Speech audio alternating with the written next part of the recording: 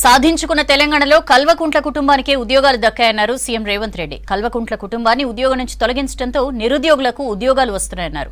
ప్రజాపాలనలో 3 నెలల్లోనే 30,000 మంది నిరుద్యోగులకు ఉద్యోగ అవకాశాలు కల్పించామన్నారు సీఎం.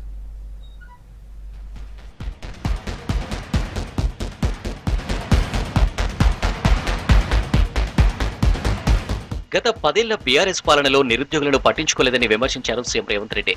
కేసీఆర్ పెంచుకున్న బొచ్చుకోకున్న విలువ పేదవాడికి లేదన్నారు. ఏ పరీక్ష పేపర్ ఏ జిరాక్స్ సెంటర్లో బయటపడుతుందో తెలియని పరిస్థితి ఉండేదన్నారు సీఎం. నోటిఫికేషన్ ఎప్పుడు ఇస్తారో తెలీదు, పరీక్షలు నిర్వహిస్తే ప్రశ్నపత్రాలు ఏ జిరాక్స్ సెంటర్లో తేల్తాయో తెలీదు. మీరందరూ కష్టపడి కొట్లాడి ఇక మా ఉద్యోగాల గురించి అడగడం కాదు, అధికారంలో ఉన్న కేసీఆర్ కేటీఆర్ ఉద్యోగాలు ఊడగొడితేనే మీ ఉద్యోగాలు వస్తాయన్న ఆలోచనతోటి ఉద్యోగాలు అడగడం మానేసి తండ్రి కొడుకు మామ అల్లుడు కూతురు తండ్రి ఉద్యోగాలు ఊడగొట్టిండ్రు. కాబట్టి 3 నెలల్లో 30,000 ఉద్యోగ నియామక పత్రాలు మేము మా మంత్రివర్గ సహచరులము ఇవ్వగలిగినము అని అంటే, వాళ్ళ మనవడ పెంచుకున్న పెంపుడు కుక్క చచ్చిపోతే డాక్టర్ మీద క్రిమినల్ కేసులు పెట్టి బంజారాహిల్స్ పోలీస్ స్టేషన్లో లోపలేపించారు.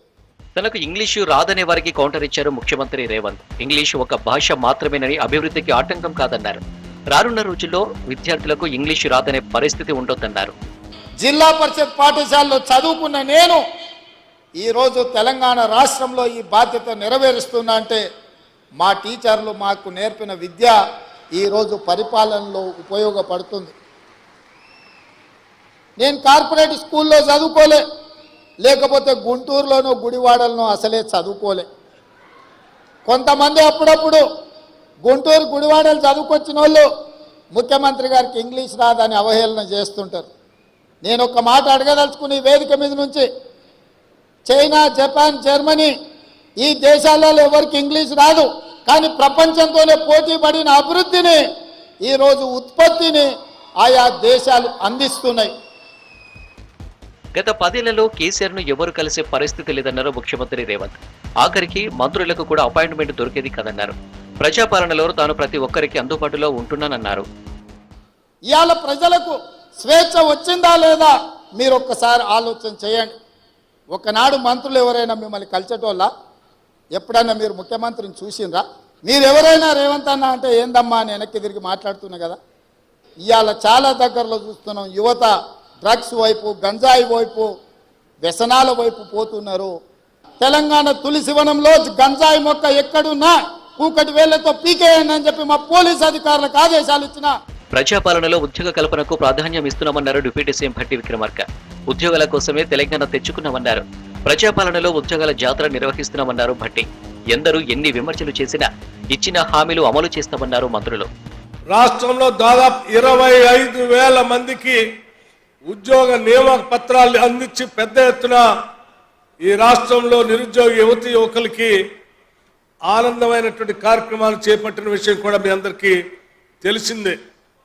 సంవత్సరాల తరబడి నిరుద్యోగ యువతి యువకులు ఉద్యోగాల కోసం కొట్లాడుతుంటే కూడా కనీసం ఆ ఉద్యోగాల సంగతి ఏందని ఒక రిప్రజెంటేషన్ ఇవ్వడానికి కూడా సమయం ఉన్నటువంటి ఆనాటి ప్రభుత్వాలు, మీరు ఎన్ని దోషాలు చేసినా మేము మాత్రం నిబద్ధతతో, సంకల్ప బలంతో ఈ రాష్ట్రంలో ఏ హామీలైతే ఇచ్చామో ఆ హామీలన్నింటినీ కూడా తూచా తప్పకుండా అమలు చేస్తాం. డిసెంబర్ 7 నాడు ప్రభుత్వం ఇక్కడ ఏర్పాటు ప్రమాణ స్వీకారం చేస్తుంటే అక్కడ ప్రగతి భవన్ కంచెలు దిగి ఈరోజు ప్రజా పాలన కింద ప్రజల పాలన కొనసాగి 90 రోజులుగా ఈ ప్రజల సంక్షేమ కార్యక్రమాలు అనేకం తీసుకొని పోతా ఉన్నాం. మనం ఏ ఆకాంక్షల కొరకు తెలంగాణ సాధించుకున్నామో ఆ ఆకాంక్షలు నెరవేర్చే విధంగా మీ ప్రభుత్వం ముందుకు పోతున్నటువంటి మాట సందర్భంగా మీ అందరూ కూడా జ్ఞాపకం చేస్తా ఉన్నా.